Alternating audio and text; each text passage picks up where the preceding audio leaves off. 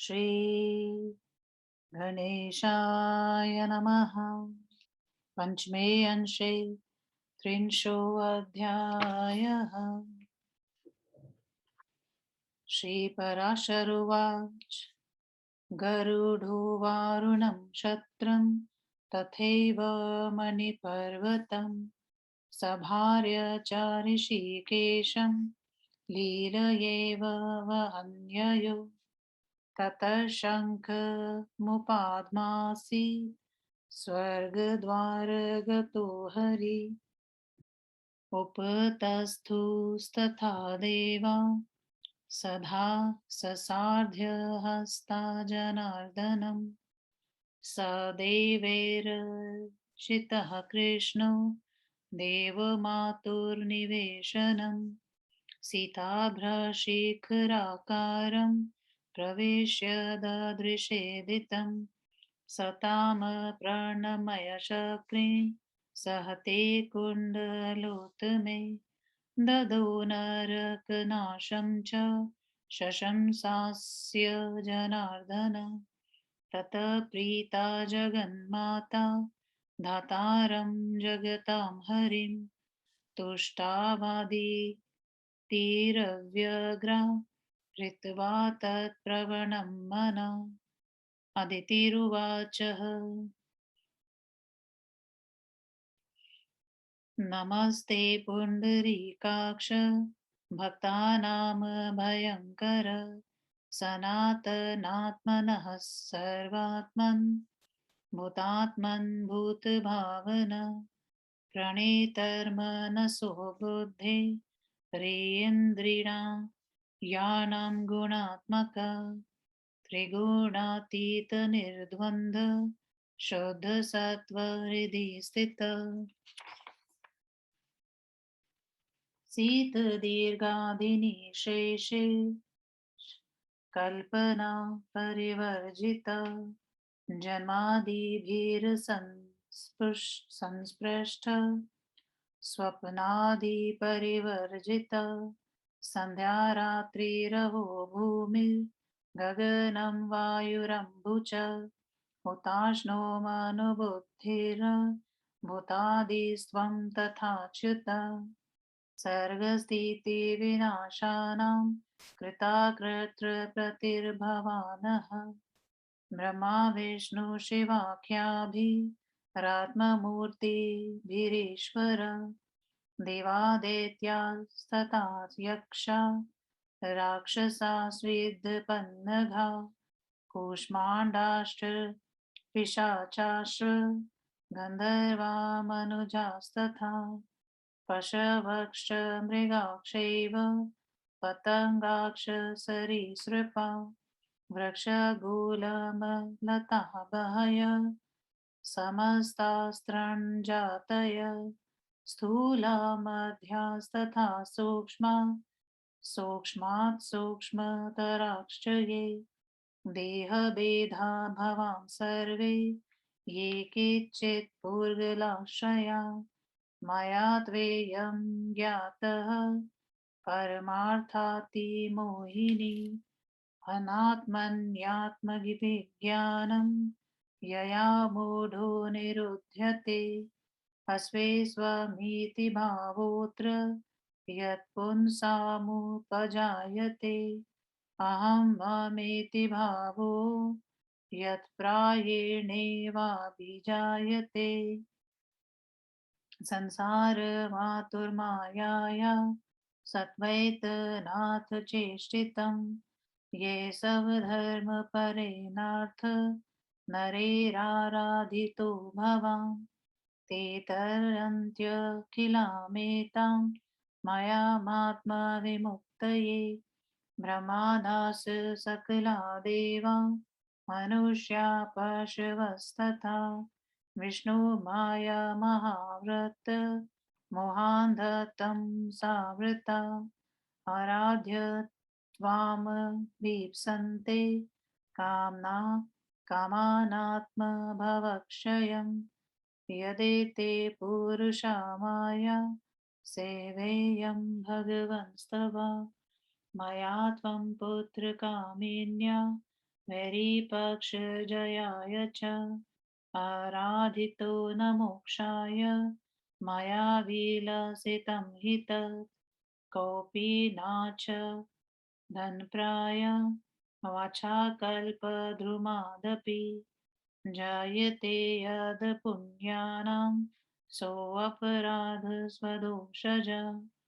तत्प्रसीदाखिलः जगन् माया मोहकरावय अज्ञानं ज्ञानसद्भावभूतं भूतेश नाशय नमस्ते चक्रहस्ताय शार्ङ्गहस्ताय ते नमः गदाहस्ताय ते विष्णु शङ्खहस्ताय ते नमः एतत् पश्यामि ते रूपं स्थूलचिह्नोपलक्षितं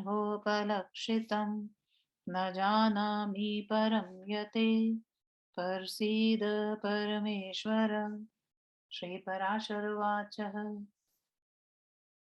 आदित्येवं स्तुतो विष्णु रहस्याय सुरारणि माता देवी त्वमस्माकं प्रसीद वरदा भव अदितिरुवाचः एवमस्तु तथेच्छाते त्वं शेषैः सुरासुरे अजेय पुरुषव्याघ्रः मृत्युलोके भविष्यसि श्रीपराशरुवाचः ततः कृष्णस्य पत्नी च शक्रपत्न्या सहादितिं सद्यभामा प्रणम्याः प्रसीदेति पुनः पुनः अदितिरुवाचः मत्प्रसादान् ते शुभ्रू जरावैरूप्यमेव वा भविष्यत्यन्वदागी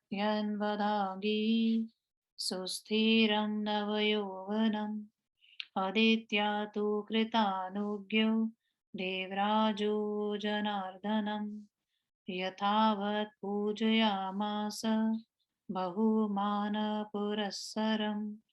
शची च सत्यभामायै पारिजातस्य पुष्पकम् न ददो मानुषी मत्वा स्वयं पुष्पैरलङ्कृता ततो ददर्श कृष्णोऽपि सत्यभामा सहायवान् देवोधानानि हृदानि नन्दनादीनि सत्तमा ददर्श च सुगन्धाढ्यं मजरीपुञ्जधारिणं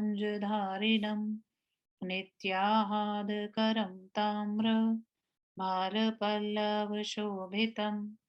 मथ्यमाने मृते जातं जातरूपोपमत्वचम पारिजातं जगन्नाथ केशव केशिसूदन तुतोष परमप्रीत्या तरुराजं नोत्तमं तं दृष्ट्वा प्राह गोविन्दं सत्यभामाद्विजोत्तम कस्मान् द्वारकामीश नीयते कृष्णपादप चदी चेत्त्वद्वचः सत्यं त्वं मया तव मत्यर्थप्रियेति मे मदेह निशकूटार्थाय तदयं नीयतां तुरु न मे जाम्बवती ताग्र गभीष्टाना च रुक्मिणी सत्य यथा त्वमित्युक्तं त्वया कृष्णासकृत् प्रियं सत्यं तदधि गोविन्द नोपचारकृतं मम तदस्तु पारिजातोऽयं मम गेहविभूषणं बिभ्रति पारिजातस्य केशपक्षेण मज्जरीं सपत्नीनामहं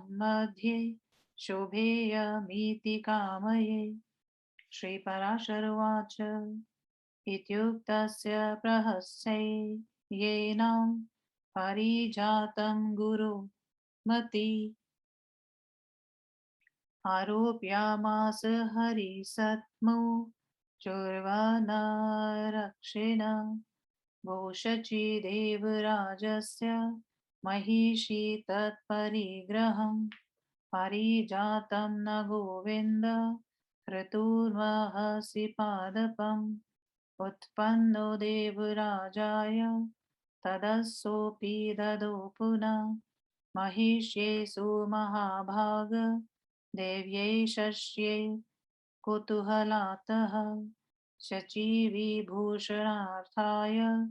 दैवैर्मृतमन्थने उत्पादितोऽयं न शेमि गृहीत्वैनं गमिष्यसि देवराजो मुखप्रेक्षी यस्या परिग्रहं मोढयात् प्रार्थयसे क्षेमीगृहीत्वै नमः ईको व्रजेत अश्वः मस्य देवेन्द्रो निष्कृतिं कृष्ण यास्यति वज्रोधतकरं शक्रं मनयूयास्यन्ति चामर तदलं सकलैर्देवैर्विग्रहेण तवाच्युत विपाककटुयत्कर्म तनशंसन्ति पण्डिता श्रीपराशरुवाच इत्युक्ते तेरुवाचैतां सत्यभामातिकोपिनी का शची पारिजातस्य को वा शक्रससुराधिप सामान्य स सर्वलोकस्य यधीशो मृतमन्थने समुत्पन्नस्तरुः कस्मादेको गृह्णाति वासव यथा सूरा यथैवेन्दुर्यथा शीर्वनरक्षिण सामान्य स सर्वलोकस्य पारिजातस्तथा द्रुमः भर्तृबाहुमहावर्ग महागर्वा द्रोणद्वैष्णमथो शची तत्कथ्यतामलं शान्त्या सत्याहार्यति द्रुमम् कथ्यतां च धृतं गत्वा पौलोम्यावचनं मम सत्यभामा वदत्येत दिति गर्वोद्धताक्षरम् यदि त्वं दयिता भृतुर्यदि वश्यपतिस्तव मद्भ्रतुर्हरतु वृक्षं तत्कार्यनिवारणम् जानामि ते पतिं शक्रं जानामि त्रिदशेश्वरं पारिजातं तथाप्येनं मानुषी हारयामि ते श्रीपराशरुवाच इत्युक्ता रक्षिणो गत्वा शच्या प्रोचुर्यथोत्थितं श्रुत्वा चोत्साहयामास शचीशक्रसुराधिपम् ततः समस्तदेवानां सैन्ये परिव्रतो हरिं प्रययो पारिजातार्थमिन्द्रो योद्धं द्विजोत्तम ततः परिघनिस्त्रीश गदाशूलवरायुधा बभूवुस्त्रिदशा सज्जा शक्रे वज्रकरे स्थिते ततो निरीक्ष्य गोविन्दो नागराजोपरि स्थितं शक्रं देवपरिवारं युद्धाय समुपस्थितं चकार शङ्खनिर्घोषं दिशशब्देन पूरयन् मुमोच शरसङ्घातान् सहस्रायुत शशिशतानः ततो दिशो नभक्षैव दृष्ट्वा शरशतैश्चितं मुमोचुस्त्रिदशा सर्वे हास्त्रशस्त्राण्यनेकशः एकैकमस्त्रकं शस्त्रं च देवैर्मुक्तं सहस्रशः चिच्छेद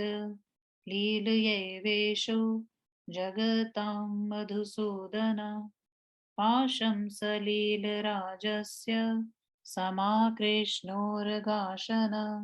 चकार खण्डचक्ष्वा भारपन्नगदेहवत यमेन प्रहितं दण्डं गदाविक्षेपखण्डितं पृथ्व्यां पातयामास भगवान् देवकीसुता शिबिकां च धनेशस्य चक्रेण तिलशो विभु चकार शौरिरर्क च वृष्टिदृष्टहतोजसं नीतोऽग्निशशितताम वाणिर्द्राविता वसवो दिशा चक्रविच्छिन्नशूलाग्रा रुद्रा भुवि निपातिता साध्या विक्षेशतमोरुतौ गन्धर्वाशेव सायके शार्गिणे शार्गिणा प्रेरितैरस्था व्योमिनी शाल्मलितुल्वता गुरुत्मानपि तुण्डेन पक्षाभ्यां च नखाकुरै भक्षयस्ताण्डयन् देवान् धारयन्श्व चचार वै ततश्चरसहस्रेण देवेन्द्रमधुसूदनौ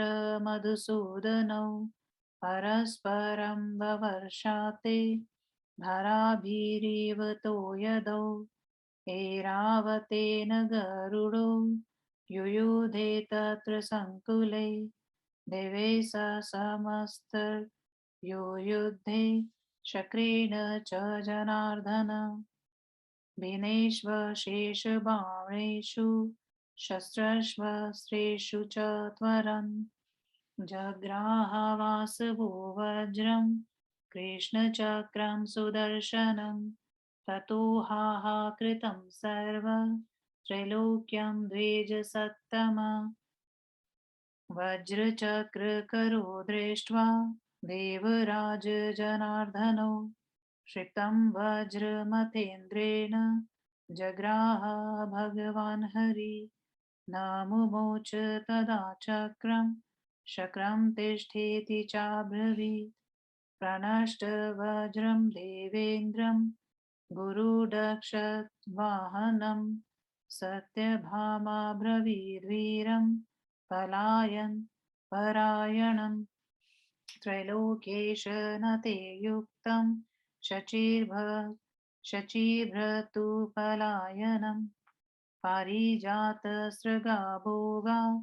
त्वामुपस्थास्यते शची कीदृशं देवराज्यं ते पारिजातसृगोज्ज्वलाम् अपश्यतो यथा पूर्व प्रणयाभ्यागतां शचीम् फलं शक्रप्रयासेन नाव्रीडां गन्तुर्महसि नियतां पारिजातोऽयं देवास सन्तु गतव्यथा पतिगर्वावलेपेन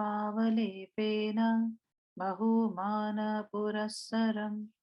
न ददर्श गृहं याता मुपचारेण मा शची स्त्रीत्वादगुरुचित्ताहं स्वभ्रतृशलाघ्नापरा तथा कृतवती शक्र भवता सह विग्रहम् तदलं पारिजातेन परस्वेन हितेन मे रूपेण गर्विता सा तु वृत्राका स्त्री न गर्विता श्रीपराशरुवाचः इत्युक्तो वै निवृत्ते देवराजस्त्रया द्विज प्राहा चैनामलं चण्डी सख्युखेदोक्तिविस्तरे न चापि सर्गसंहार स्थितिकर्ताखिलस्य य जितस्य तेन मे व्रीडा जायते विश्वरूपिणा यस्माज्जगत्सकलमेतदनादिमध्यया तस्मिन् यत्तक्ष न भविष्यति सर्वभूतात् तेन हो भव प्रलय पालन कारेण व्रीडा कथं भवति देवि निराकृतस्य सकलभुवनसुते मूर्तिरल्य पाल्पय सूक्ष्म विदित सकलो वैगैर्यः ज्ञायते यस्य नान्येय तं जं कृतमीशमं शाश्वतं स्वेच्छया नयम जगद्धूप प्रकृतिमृतय को विजेतुं समर्थः इति श्रीविष्णुमहापुराणे पंचमे अंशे त्रिंशोऽध्यायः। 30वां अध्याय हिंदी अनुवाद परिजात हरण।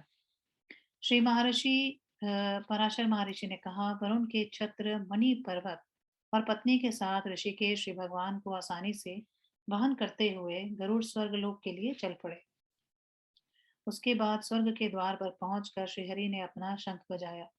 उसको सुनते ही देवगण हाथ में अर्घ लेकर श्री भगवान के समक्ष आए। देवताओं के द्वारा पूजित होकर श्री भगवान श्वेत मेघ शिखर के समान अदिति के ग्रह में प्रवेश कर अदिति का दर्शन किए। वे इंद्र के साथ अदिति को प्रणाम करके उन दोनों कुंडलों को उन्हें प्रदान किए और उनको नरकासुर के विनाश का समाचार सुनाया। उसके बाद प्रसन्न होकर जगत की माता अदिति ने प्रसन्नता पूर्वक जगत के सृष्टा श्रीहरि की अव्यग्र मन से तन्मय होकर स्तुति की। अदिति ने कहा, हे भक्तों को अभय बनाने वाले भगवान सनातनात्मन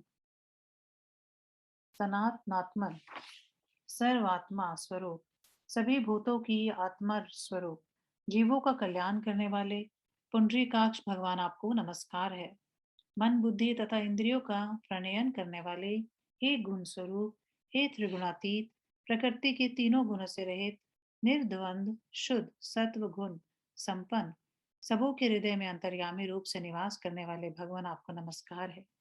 हे श्वेत दीर्घ आदि समस्त कल्पनाओं से रहित, जन्म आदि षड विकारों से रहित भगवान, जागृत स्वप्न सुषुप्ति आदि तीनों अवस्थाओं से रहित भगवान आपको नमस्कार है।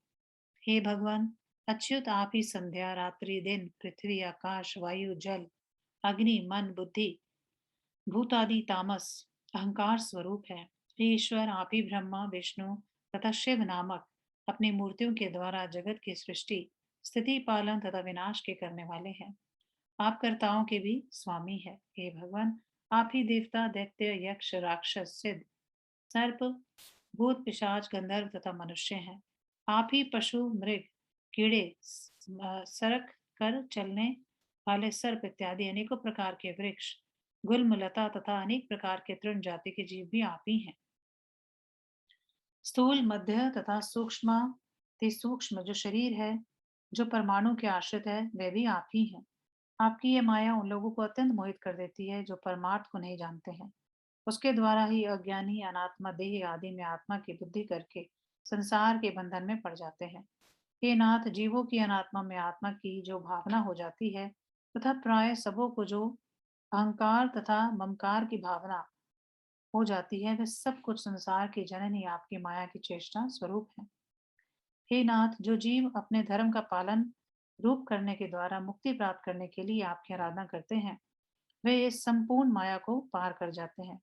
ब्रह्मा आदि सभी देवता मनुष्य तथा पशु भगवान विष्णु की माया के चक्र रूपी अज्ञान अंधकार में पड़े हुए हैं।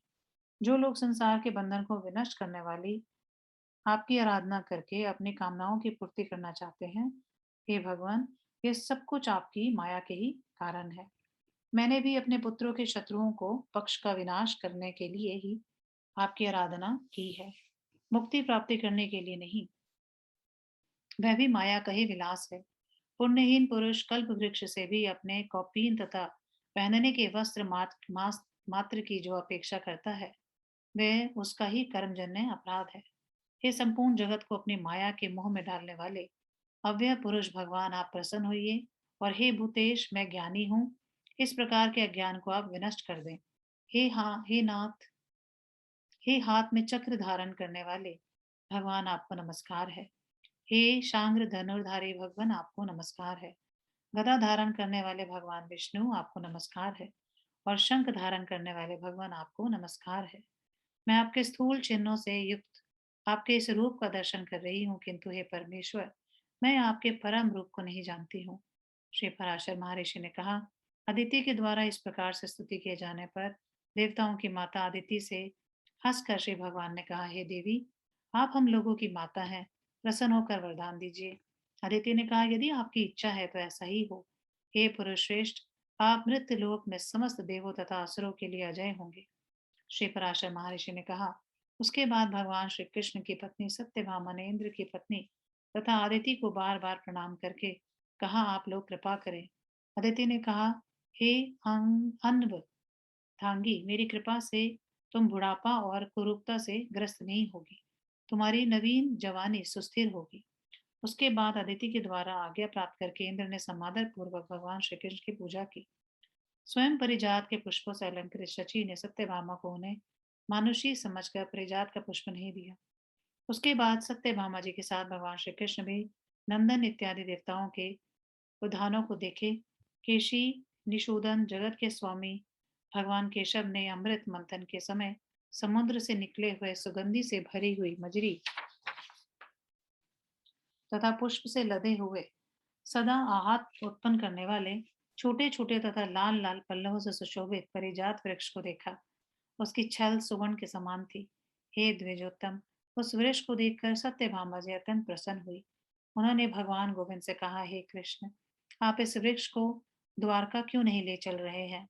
यदि आपका यह वचन है कि तुम मुझको अत्यंत प्रिय हो, सत्य हो, तो आप इस वृक्ष को मेरे भवन उद्यान के लिए ले चलिए। हे कृष्ण, अपने इस प्रिय वाणी को बार बार कहा है कि सत्य मुझको रुक्मणी अथवा जाम्बवती उतना प्रिय नहीं है जितना मुझे जितना तुम मुझको प्रिय हो। हे कृष्ण, आपकी ये वाणी सत्य है और आप औपचारिक नहीं है। तो फिर आप इस परिजात को आप मेरे भवन का अलंकार बनाइए।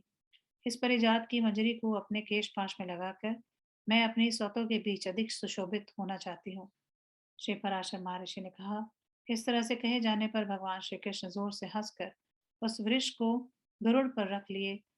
तो उनसे उस वन के रक्षकों ने कहा, हे गोविंद, ये पारिजात वृक्ष देवराज इंद्र की महारानी शची की संपत्ति है, अतएव आप इसका हरण नहीं कर सकते हैं।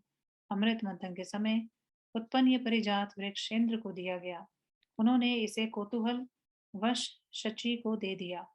अमृत मंथन के समस्त समय देवताओं ने शची को अलंकृत करने के लिए इसे उत्पन्न किया था, अतएव आप इसे लेकर कुशल पूर्वक नहीं जा सकते। देवराज इंद्र भी जिसका मुंह देखते रहते हैं, उस शची की संपत्ति कौन व्यक्ति कुशल पूर्वक ले जा सकता है? इसका बदला लेने के लिए इंद्र भी अवश्य वज्र लेकर युद्ध करने के लिए तैयार हो जाएंगे और देवगण भी उनका अनुगमन करेंगे।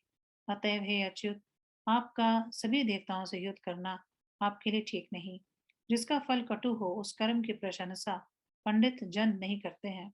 श्री पराशर महर्षि ने कहा। इस तरह से कहने पर अत्यंत क्रोध करने वाली सत्यभामा ने कहा, इस पारिजात की शची कौन होती है और देवराज इंद्र इससे कौन कह होते हैं? यदि ये अमृत मंथन के समय उत्पन्न हुआ है, तो फिर यह सबों की संपत्ति का वे अकेले ही उपभोग क्यों करे? अरे, वन रक्षकों जिस तरह मदिरा, चंद्रमा तथा लक्ष्मी का उपभोग सब लोग करते हैं, उसी तरह पारिजात भी सबों की सामान्य रूप से संपत्ति है। यदि अपने पति के बाहुबल पर शची इसे केवल अपनी संपत्ति समझती है, तो जाकर कह दो कि सत्यभामा इसका हरण कराकर अपने साथ ले जा रही है। वह क्षमा ना करें। तुम लोग शीघ्र जाकर पलोमी को बतला दो कि सत्यभामा बड़े गर्व के साथ इस बात को कहती है कि यदि तुम अपने पति को प्यारी हो और पति तुम्हारे वश में है, तो वह इस वृक्ष का हरण करने वाले मेरे पति को आकर रोके। मैं तुम्हारे पति को जानती हूँ कि वे देवताओं के स्वामी हैं, फिर भी मैं मानुषी होकर तुम्हारे इस पारिजात का हरण करवा रही हूँ। श्री पराशर महर्षि ने कहा। इस तरह कहने पर वन रक्षकों ने जाकर शची से ज्यों के त्यों सारी बातें सुना दी। उसे सुनकर शची ने देवराज इंद्र को युद्ध करने के लिए प्रोत्साहित किया। उसके बाद हे द्विजोत्तम, सारी देव सेना के साथ इंद्र परिजात वृक्ष को छुड़ाने के लिए श्रीहरि से युद्ध करने के लिए गए। जिस समय इंद्र ने अपने हाथ में वज्र लिया, उस समय सभी देवता परिग, निस्त्रिंश, गदा तथा शूल आदि श्रेष्ठ आयुधों से सुसज्जित हो गए। उसके बाद श्रीहरि ने गजराज पर बैठे हुए देव परिवार के साथ उपस्थित इंद्र को देखा। उन्होंने दिशाओं को ध्वनि से पूरित करते हुए अपना शंख बजाया और हजारों लाखों तीक्ष्ण बाणों को छोड़ा। उसके बाद दिशाओं तथा आकाश को सैकड़ों बाणों से भरे हुए देखकर सभी देवताओं ने अनेक प्रकार के अस्त्रों तथा शास्त्रों को छोड़ा। संसार के स्वामी भगवान मधुसूदन ने देवताओं के प्रत्येक अस्त्रों तथा शस्त्रों को लीला पूर्वक हजारों टुकड़े कर दिए। गरुड़ ने वरुण के पाश को अपनी चोंच से खींचकर छोटे सांप के शरीर के समान टुकड़े टुकड़े कर दिया। यम के द्वारा प्रयुक्त दंड को भगवान श्री कृष्ण ने अपनी गदा के प्रहार से खंड खंड करके पृथ्वी पर गिरा दिया। कुबेर की शिविका को भगवान ने चक्र के द्वारा तिल के समान छिन्न भिन्न कर दिया और सूर्य के तेज को अपने नेत्रों से देखकर निस्तेज कर दिया। श्री भगवान ने अपने बाणों से अग्नि को ठंडा कर दिया और वसुगण दिशाओं में भाग गए। भगवान के चक्र से रुद्र के त्रिशूल के अग्रभाग काट कर पृथ्वी पर गिरा दिए गए। साध्यगण विशेष विश्वदेव मरुदंड तथा गंधर्व श्री भगवान के बाणों से प्रक्षिप्त होकर आकाश में ही समेर की रुई के समान गायब हो गए। गरुड़ भी अपनी चोंच तथा पंखों एवं नखों से देवताओं को काटते हुए, मारते हुए तथा नोचते हुए घूम रहे थे। उसके बाद देवराज इंद्र तथा भगवान मधुसूदन ने एक दूसरे पर हजारों बाणों को उसी तरह वर्षा की जैसे दो मेघ जल की धारा वर्षा रहे हों। उस युद्ध में गरुड़ ऐरावत के साथ तथा भगवान श्री कृष्ण इंद्र तथा देवताओं के साथ युद्ध कर रहे थे। सभी शस्त्रों अस्त्रों और बाणों के समाप्त हो जाने पर इंद्र शीघ्रता से वज्र को तथा भगवान श्री कृष्ण चक्र को उठा लिए। हे द्विज श्रेष्ठ, उस समय संपूर्ण त्रैलोक्य में देवराज को वज्र धारण किए हुए तथा भगवान जनार्दन को चक्र धारण किए हुए देखकर हाहाकार मच गया। इंद्र के द्वारा फेंके गए वज्र को श्रीहरि ने हाथ से पकड़ लिया और उन्होंने चक्र नहीं छोड़ा, किंतु इंद्र से कहा, ठहरो। वज्र के विनष्ट हो जाने तथा ऐरावत के गरुड़ के द्वारा शत विषक्त हो जाने पर भागते हुए इंद्र से सत्यभामा ने कहा, इंद्र, तुम त्रैलोक्य के स्वामी तथा शची के पति हो, तुम्हारा भगवान भागना उचित नहीं है। पारिजात पुष्पों की माला धारण करके शची तुम्हारे पास आएगी। प्रेम पूर्वक अपने पास शची को परिजात पुष्पों की माला धारण किए बिना ही आई हुई देखकर तुम देवराज का कौन सा सुख मिलेगा। इंद्र, अब अधिक प्रयास मत करो, लज्जित मत हो। ले जाओ इस परिजात को, इसको प्राप्त करके देवता संताप रहित हो जाए। अपने पति के बल से तृप्त होकर शची ने अपने घर आई हुई मुझको सम्मान की दृष्टि से नहीं देखा था। स्त्री होने के कारण भी मेरा चित्त गांभीर्य युक्त नहीं है। अपने पति के गौरव को ही प्रकट करने के लिए मैंने ये आपके साथ युद्ध प्रारंभ कराया। दूसरों की संपत्ति परिजात को लेकर मैं क्या करूंगी। यदि शची अपने रूप को कारण गर्वीली है, तो मैं अपने पति के कारण क्यों गर्वीली ना हो। श्री पराशर महर्षि ने कहा, इस प्रकार से सत्य भामा जी के द्वारा कहे जाने पर इंद्र लौटे और कहे, हे क्रोधिते, मैं तो आपका सुहद हूँ।